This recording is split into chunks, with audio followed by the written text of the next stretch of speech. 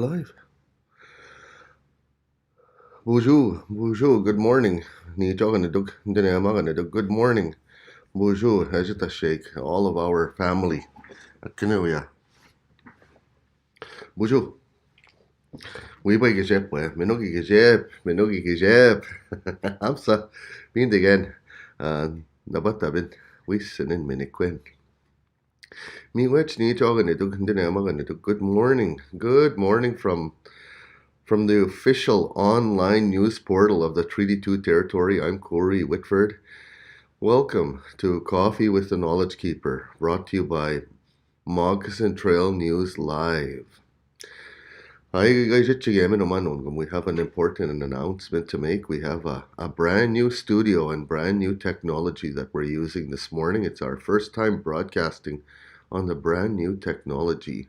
It's a beautiful morning to wake up to, considering that we have nice technology to use now. Wingi Studio. We're operating from a program called Studio 6. I'd like to get started here and get everything happening. As I look at my dashboard, it says perfect streaming output, webcam 1. Streaming, perfect streaming, and we're at the 1 minute and 40-second mark. Perfect streaming at 30 FPS and at 2.12 Mbps. Okay, so feeling really happy about that. We have a brand new program. So we're going to start broadcasting from this program and then learning how to bring in studio guests. And last night, some good news last night. We learned how to do a add a remote guest from another location. So looking forward to trying out that technology. For the moment, as we wake up here with coffee with the knowledge keeper, coffee with the knowledge keeper.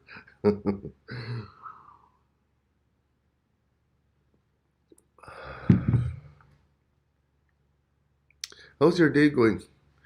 Is it early for you? Is it beautiful outside already? Can you see the sun beginning to was it Jesus? I always think of it as the best part of the day. Hamsa, miigwech, nijoganiduk. Thank you so much for your support as well, and for the email I got last night. Very very good way to look at life, nijogan. Give what you can, while you're here on this earth. Really appreciate that email last night. Miigwech. Okay, you must be wondering what happened last night. Where's the morning brief? Well, I also want to apologize for not being able to bring you the Anishinaabemowin with the Coyote last night. We wanted to try it and bring it on because we didn't have it on Monday, and we didn't have it on. Yeah, we had it on Monday, Tuesday, so we're still on for Friday, right? Right. Amsa, get ready. Here comes your morning brief, courtesy of CBC News. Your morning brief.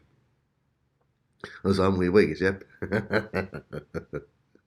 Ozamwi Wagijep Kanabach. Okay, here we go. Your morning brief for Thursday, January the 21st, 2021, by John McCutcheon. Here's what you need to know to get the day started.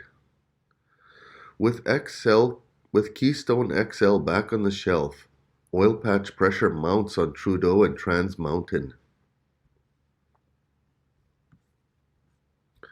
With U.S. President Joe Biden's cancellation of the permit for the Keystone XL pipeline on his first day in office, attention now turns to the Trans Mountain expansion project. It's owned by the federal government and is under construction, but many wonder if the oil pipeline will ever be completed. Mark Salkeld was surprised by the Biden decision on Keystone XL, but the executive with Catchcan, an Edmonton-based oilfield service company, said he's still left feeling disappointment and frustration. We can't be strangled by the US. We've got lots of oil moving there. No doubt about it, but there's lots more yet to move, he said, suggesting there will be renewed oil patch interest in any export proposal, whether it's a pipeline, rail project, or some other alternative. The Trans Mountain expansion has faced a slew of its own setbacks, yet construction continues on the pipelines that will transport oil from Edmonton to Vancouver area for export.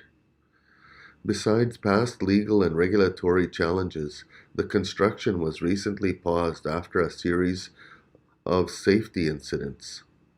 I don't th- I don't think just because there's no other country to deal with on that project that there aren't going to be significant challenges, said Connie Vanderbilt, director of Mount Royal University's Institute for Environmental Sustainability in Calgary.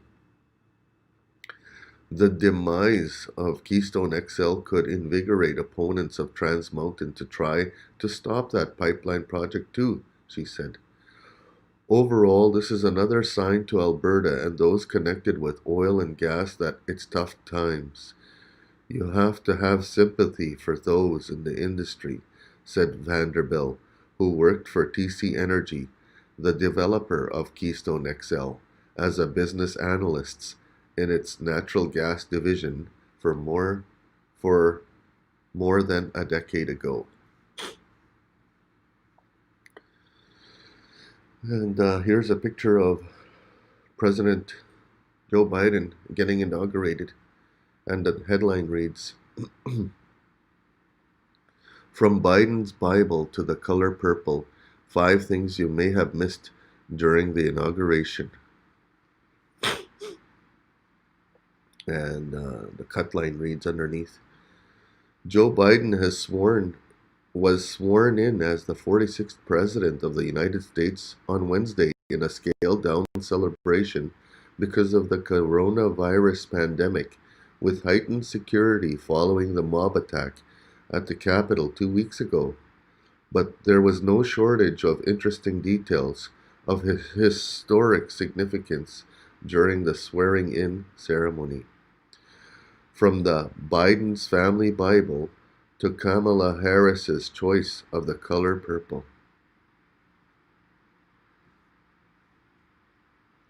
In brief, an Ontario physician and her husband, the first people in Canada known to have caught the coronavirus variant originally detected in the UK, are vowing to fight public health charges alleging they hindered contact tracing efforts.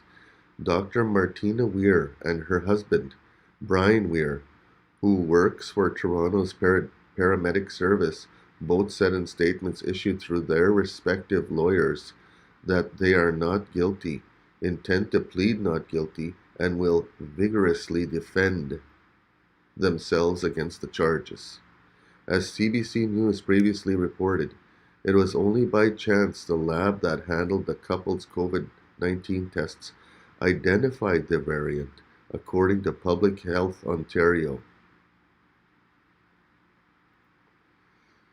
Statistics Canada is hiring tens of thousands of employees as it prepares for the challenge of conducting a physically distanced census during the COVID-19 pandemic. The federal agency said it's overhauling its canvassing practices and looking to bring on 32,000 field staff to survey the Canadian population this spring. StatsCan said it is striving for a contact-free census, with agency staff collecting the necessary information without coming into face-to-face contact with the public. The census collects demographic information on every person living in Canada. The data is then used by governments, businesses, associations, community organizations, and others to make evidence-based decisions at the municipal, provincial, and federal levels. This year will mark the first time the agency has ever conducted a census in the middle of a health emergency.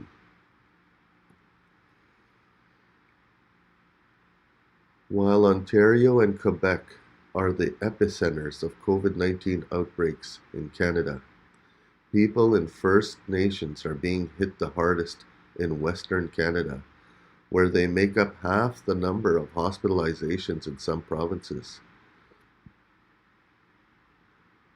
The rising curve is alarming federal officials who urged the provinces during a press conference in Ottawa yesterday to continue prioritizing Indigenous populations as they roll out vaccines. So what we're saying to Canadians, to Indigenous peoples, is now is not the time to let down your guard. Indigenous Services Minister Mark Miller said, "This is not the time to ease public health restrictions." As of January 19, Indigenous Services Canada was reporting 5,571 active cases on reserves, most of them in prairie provinces.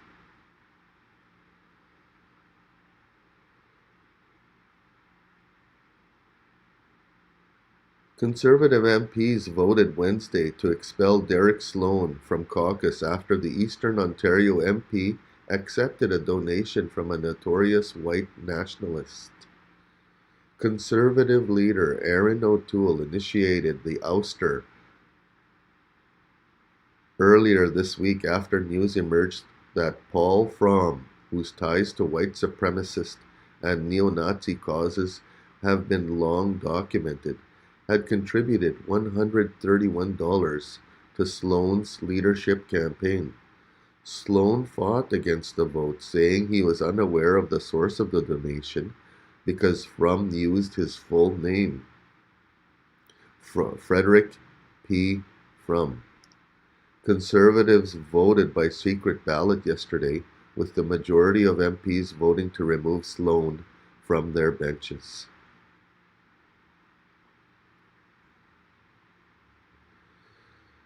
Canada Basketball President and CEO Glenn Grunwald said he was blindsided by sanctions levied against the program on Wednesday. The International Basketball Federation, or FIBA, FIBA, fined the Canadian sport governing body up to $227,138 and threatened to dock Canada's men's national team a point after it chose not to attend a FIBA AmeriCup qualifier in November on the advice of medical experts amid the COVID-19 pandemic. We're going to appeal this because we do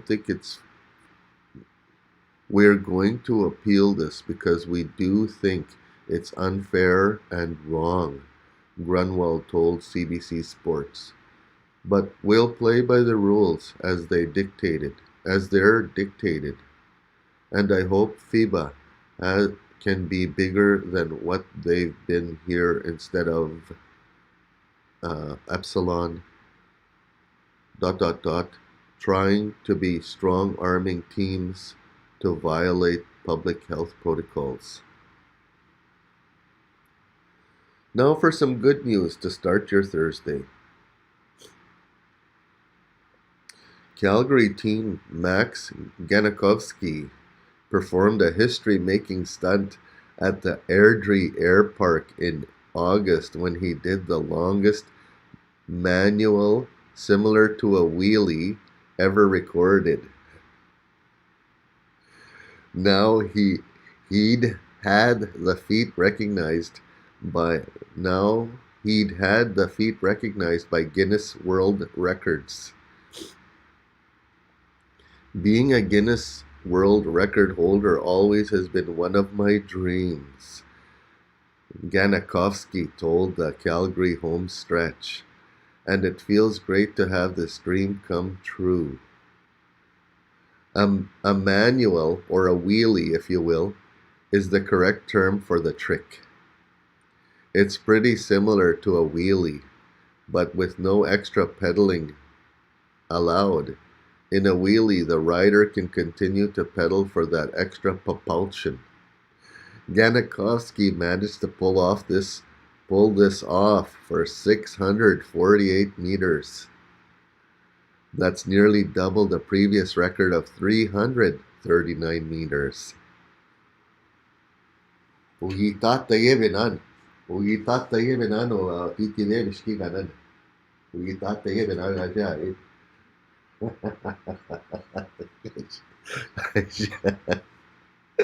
That's a good one. Ugitatayebenan. He did a wheelie. Thank you.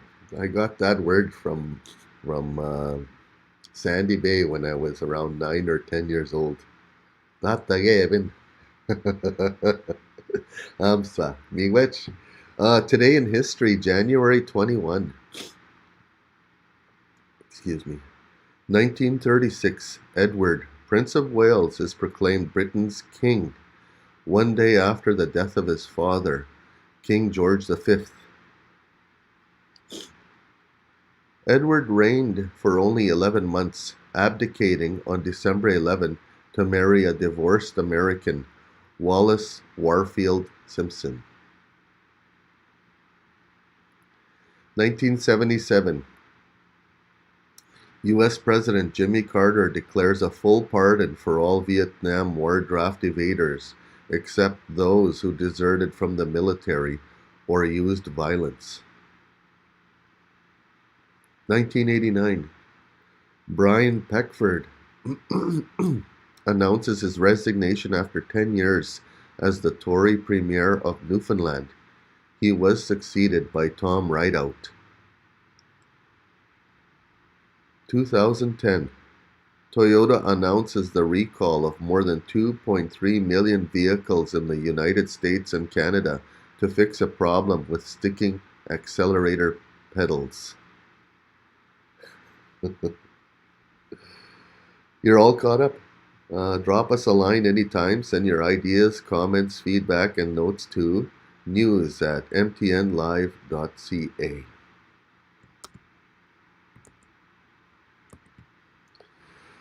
Miigwech. Ang music wherever you are this on this beautiful day. It's beautiful. It looks calm outside. Gaining, yeah, I am gonna be practicing and learning this new platform, Studio 6, isn't it, God? And it looks exactly like a recording studio, like a news station studio.